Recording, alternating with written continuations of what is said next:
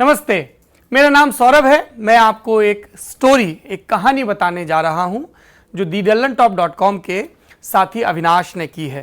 कहानी बताने के लिए इंट्रो बताना होता है। मैंने दो इंट्रो सोचे हैं और मैं लोभी आदमी हूं, इसलिए दोनों बताऊंगा।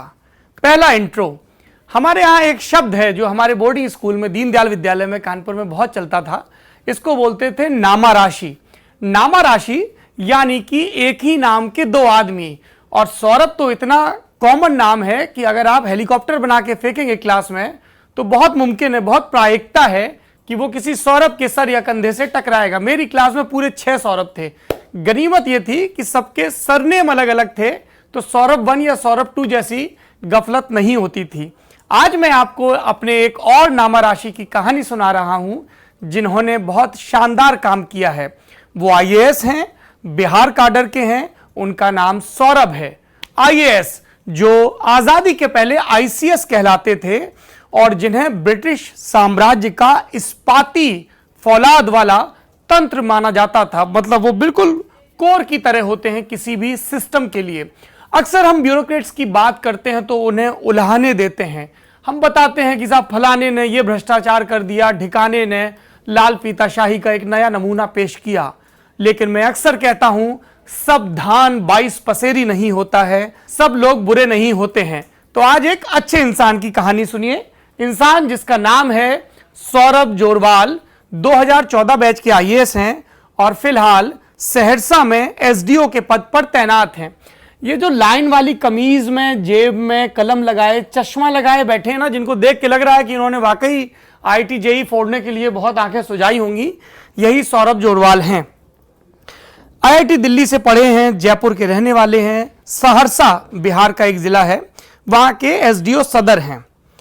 और इनका चर्चा इसलिए हो रहा है बिहार में और सोशल मीडिया पर क्योंकि ये बहुत अच्छा काम कर रहे हैं। क्या अच्छा काम कर रहे हैं, इसके कुछ नमूने हमारे साथी अविनाश ने जुटाए। शहर को इन्होंने जाम से छुटकारा दिलाया। सहरसा से पहले ये पूर्णिया में रहे थे, फिर सहरसा पहुंचे। सहरसा के लोग कहते हैं कि थाना चौक, डीबी रोड और शंकर चौक से सौरभ ने अतिक्रमण खत्म करवा दिया। और ये क्यों महत्वपूर्ण है? आपको लगेगा साहब ये तो एक कॉमन सी चीज, अधिकारी आया अतिक्रमण करवाना ही चाहिए, खत्म। क्योंकि ये पिछले 33 साल में नहीं हुआ था सहरसा में। शहर के रहने वाले रमन ठाकुर ने अपनी फेसबुक वॉल पर लिखा भी है कि सब्जी मंडी से अतिक्रमण हटवाकर उन्होंने सुपरमार्केट बनवा दिया, ऐसा पहले कभी नहीं हुआ था। कई लोग इसको शेयर कर रहे हैं। और सौरभ क्या कह रहे हैं इस पर? वो बिल्कुल एक सादगी भरा जवाब दे रहे हैं, जैसे कि आप एक बड़बोलेपन से मुक्त एडमिनिस्ट्रेटर से उम्मीद करते हैं कि हम अपनी तरफ से पूरी कोशिश कर रहे हैं, जितना हो सकता है उतना बदलने की कोशिश कर रहे हैं। अतिक्रमण हटाने की बात पे सौरभ कहते हैं कि जब वो पहली बार शहर आए तो सब्जी मंडी में साइकिल खड़ी करने की जगह नहीं थी। लोगों से बात की तो उन्होंने भी जाम की बात तो मानी, लेकिन उन्हें अपनी दुकानें भी चाहिए थी। देखिए, ये विकास का वो समावेशी मॉडल है जिसका हर कहीं जिक्र होना चाहिए। लोग कहते हैं कि साहब झुग्गी झोपड़ी बनी हुई है, इनको हटा के बाहर फेंक दो। फिर आपको सुबह सवेरे अपने घरों में मेड भी चाहिए, फिर आपको पंचर जोड़ने वाले भी चाहिए, आपको वो सब भी चाहिए, लेकिन झुग्गी झोपड़ी नहीं चाहिए। तो पुनर्वास भी होना चाहिए। विकास का यही समावेशी मॉडल है। तो सौरभ को ये बात समझ में आई तो उन्होंने पहले दुकानें मुहैया कराई इन लोगों को, और उसके बाद ये दुकानदार वहां शिफ्ट हो गए और अतिक्रमण खत्म हो गया। ये चीजें सुनिश्चित हो ठीक से, इसके लिए जुर्माना भी रखा गया। पहले कहा गया कि साहब 20,000 जुर्माना रखा जाए, पर सौरभ ने कहा कि जुर्माने का मकसद पैसा जुटाना नहीं है रेवेन्यू के लिए, मकसद यह है कि लोग समझे। तो उन्होंने घटा के 800 रुपए जुर्माना किया। और जब उनसे हमने पूछा कि अमूमन इस तरह के अधिकारी जब भी कोई काम करते हैं तो नेताओं का दबाव आता है कि साहब फलाना हमारा कार्यकर्ता है या ढिकाना हमारा परिचित है, तो सौरभ ने कहा कि वो अपने मकसद में कामयाब इसलिए हो सके क्योंकि किसी ने उन्हें काम करने से नहीं रोका। इसके लिए उन्होंने अपने सीनियर और जिले के डीएम विनोद सिंह गुंजियाल का भी शुक्रिया अदा किया।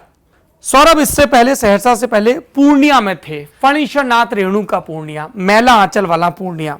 और सौरभ ने यह नॉवेल पढ़ रखा था। जब वो पूर्णिया पहुंचे तो उन्हें लगा कि 50 साल में कुछ बदला नहीं है, जो नॉवेल में लिखा था वो अभी भी लगभग वैसा ही है। और तब उन्होंने नए तरीके से काम करने की शुरुआत की। काम के बारे में क्या कहते हैं? विनम्रता दिखाते हैं। कहते हैं कि अभी अनुभव की कमी है, जहां लगता है कि तजुर्बे की जरूरत है वहां पे हम सीनियर ऑफिसर्स की मदद लेते हैं, अपने बैच के ऑफिसर्स से भी बात कर लेते हैं। और क्या करते हैं, चूंकि आईआईटी से पढ़े हैं तो तकनीकी का खूब इस्तेमाल करते हैं। ये दौड़ते हुए दिख रहे हैं, लेकिन तकनीकी का इस्तेमाल आपको और नीचे नजर आएगा। गड्ढा, कई बार गड्ढा देख के लगता है कि मुल्क गड्ढे में है, कई बार गड्ढा जरूरी चीजों के लिए भी खुदता है, मसलन गंदगी या निकासी को दुरुस्त करने के लिए। सौरभ ने जीपीएस टेक्नोलॉजी का इस्तेमाल किया, पानी निकासी की दिक्कत थी, उसको दूर करने के लिए गूगल मैप का सहारा लिया, सैटेलाइट का सहारा लिया, और फिर ये नालियां खुदी हैं जिससे अब सीवर लाइन बनेगी और शहर की दिक्कतें दूर होंगी।